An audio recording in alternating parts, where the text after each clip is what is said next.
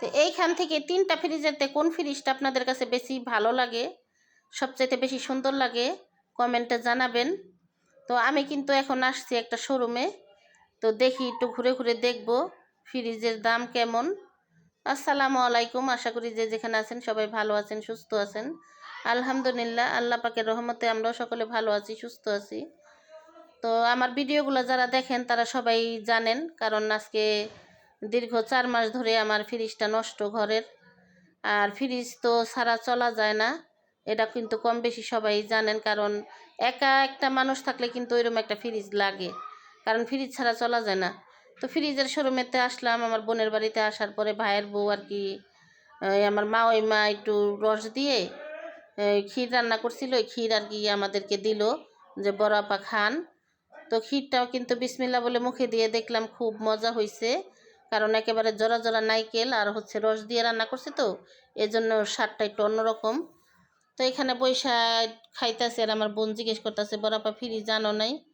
তো কিভাবে আনম বলেন, কারণ আপনারা অনেকে আমাকে ভালোবাসেন, আমার ভিডিওগুলো দেখেন, তারা জানেন যে আমার স্বামী বছরখানিক আগে মনে করেন কি একটা অবস্থা হয়েছিল।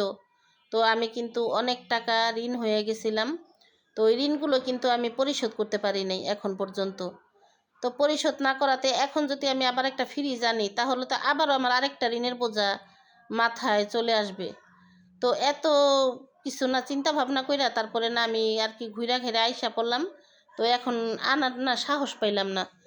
তো দেখি চিন্তা ভাবনা কইরা বাসায় যাব, বাসায় যে দুজনে চিন্তা ভাবনা করব তারপরে কি করা যায়, কারণ ফ্রিজ ছাড়া অনেক কষ্ট হইয়া যাইতাছে ঘরের ভিতরে। কি লেগে আমার ঘরে হচ্ছে মনে করেন ছোট বাচ্চাও নাই যে আমাকে এক জিনিস নিয়ে দিবে তারপরে আয়না দিব। তো আমার বোনের বাড়িতে আনতে হয়, থুইয়া যাইতে হয়, আবার হচ্ছে নিতে হয়, কারণ একটা অনেক অসুবিধা হইয়া যায়, রান্না নিয়ে বসে থাকা লাগে। আমাদের বাচ্চা, আমার তো বাচ্চা নাই, আর ওদের বাচ্চা কাচ্চারা স্কুলে থাকে, কোচিংয়ে থাকে, সবসময় বাড়িতে থাকে না, এজন্য অনেক সমস্যা হয়ে যাইতাছে। তো তারপরে দেখি চিন্তা ভাবনা করে কি করা যায়, কিন্তু যদি আনি কিস্তির মাধ্যমে তাহলেও তো আবার একটা ঋণ হয়ে গেলাম। তো যাই হোক, সবাই দোয়া করবেন আল্লাহ পাক যেন সবাইকে ঋণ থেকে মুক্তি করে, ঋণের বোঝা রাইখা দুনিয়া থেকে যেন কাউকে বিদায় নিতে না হয়, কারণ এই ঋণের বোঝা কিন্তু বড় একটা বোঝা। তো আমি সবসময় কিন্তু সবার জন্য দোয়া করি আল্লাহ পাক ঋণ রাইখা যাতে কেউ মাটির তলে না নেয়। তো যাই হোক, আমরাও আল্লাহ পাক আমাদেরকেও দেওয়াইব, আমরাও দিয়ে দিব সবাই ঋণ। তো সবসময় মানুষের একরকম সময় থাকে না, আর এই সময়টার ভিতরে ফ্রিজ নষ্ট হয়ে গেল, তো এটা অনেক একটা দুঃখজনক ব্যাপার আমাদের জন্য, কারণ ভাবছিলাম যদি আরও 1 বছরও চালাইতে পারতাম ঠিকঠাক কইরা তো ভালো হইতো।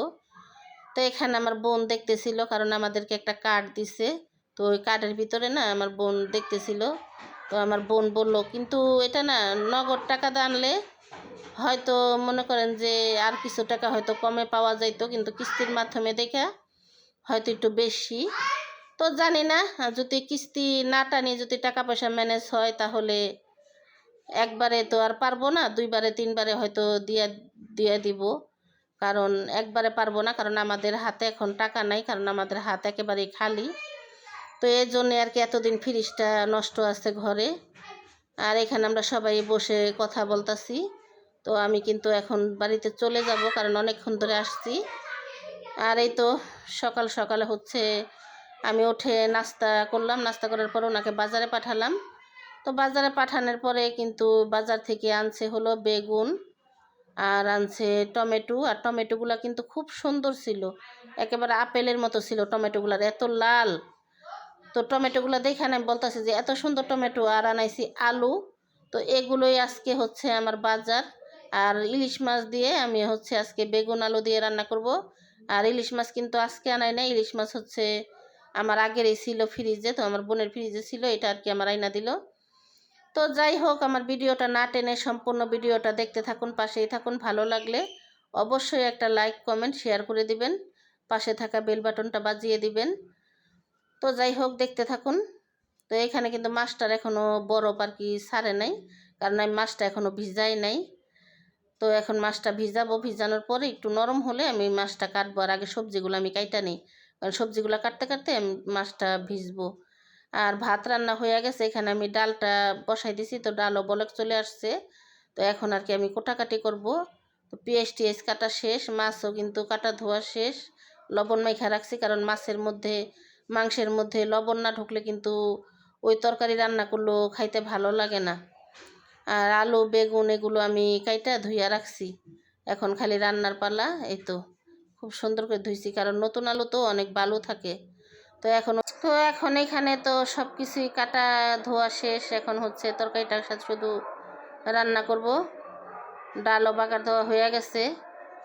আর হচ্ছে আজকে রান্নাটা এমনি একটু দেরি হয়েছে, কারণ রান্না করতে আইসা দেখি আদা রসুন বাটা নাই আমার, তো এগুলো আবার বাটলাম, এর জন্য দেরি হইল। অল্প একটু তো এই জন্য আর কি ব্লেন্ডার করি নাই। আর তরকারিটার ভিতরে কিন্তু আমি অল্প করে একটু পানি দিছি মশলাটার ভিতরে, কারণ মশলা যদি কষানো ভালো না হয় তাহলে ওই তরকারি কিন্তু রান্না করলে ভালো লাগে না। আর তরকারির মশলাটা কিন্তু আমার পারফেক্টভাবে কষানো হয়ে গেছে, তেল উপরে চলে আসছে। এখন আমি এগুলোর ভিতরে সবজিগুলো দিয়ে দিব।